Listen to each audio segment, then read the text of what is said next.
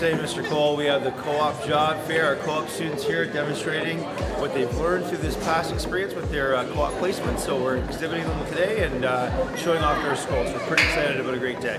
My name is Brianna Ram and I'm in grade 12. I'm doing my co-op placement at Lackley Pharmacy. At my placement, I'm doing stuff like bagging prescriptions, cashing them out to customers, and I sometimes work in the compounding lab that they have there. I mostly used to underestimate how much work a pharmacist does, but now that I've been in the environment and doing things a pharmacist would do, I more definitely appreciate all the hard work they put into our healthcare system and making sure that we get our medications and stuff. My co-op placement is at Aurelia Power Sports, located right near the school. I'll do anything from tires to engine rebuilds to building little kit cars and stuff. It's a lot of work. It's non-stop. This is a fairly new business, only about a year and a half old. They're packed. You don't have enough hands to do enough stuff. So it's very busy, long hours. I'm doing things like assisting nurses, preparing trays for surgical operations, and mainly just watching and learning. I've learned that you have to really know what you're doing and be patient. You really have to put care into what you're doing to make sure it's right, because you're taking care of people for their health, so that's important. I like hands-on work and interacting with the people, and it's really fast-paced, which helps the day go by faster. We make foundations, and then we also come along with ICF block.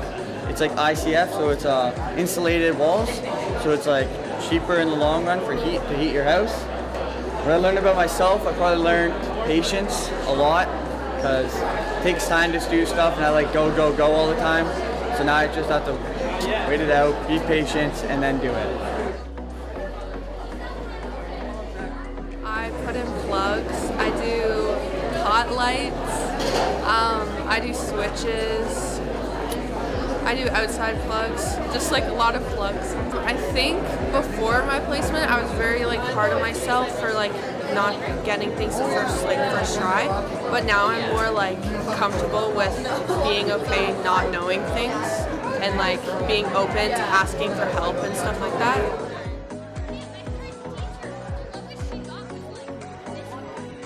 Mainly in the mornings, I clean up for about 15 minutes, put stuff away, sweep around, and then for the rest of the time I'm there, I help the apprentice or kind of give the employer a helping hand. I think I've learned that I can do a lot more by myself than I think, and that I realize I don't always need somebody to help me. Sometimes it's good to ask a question, but I can do stuff. A lot of things at my placement. Some include drafting new plans, talking to clients, sourcing materials. As you can see, I have a couple photos here from me in the tile showrooms picking out some new positions. It definitely surprised me a lot. I learned how competitive it can be and how it's really hard to get into, because as we getting out of school, there may not be a lot of job opportunities. There's definitely a lot of people who think they can just do what a board-certified interior designer can do. But yeah, it was a great learning experience, and I did learn a lot, like color psychology, different materials, commercial versus residential.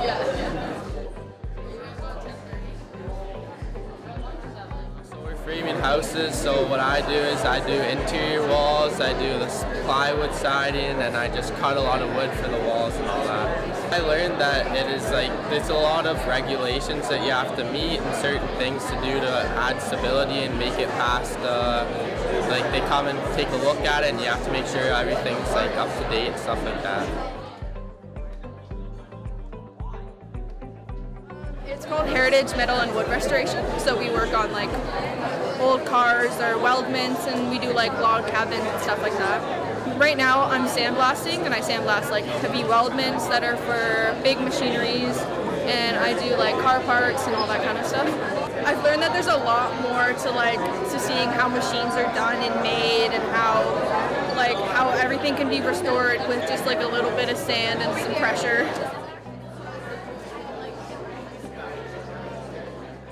A lot of tire changes. I'm reweighing, torquing, doing oil changes, more of the basic upkeep of cars.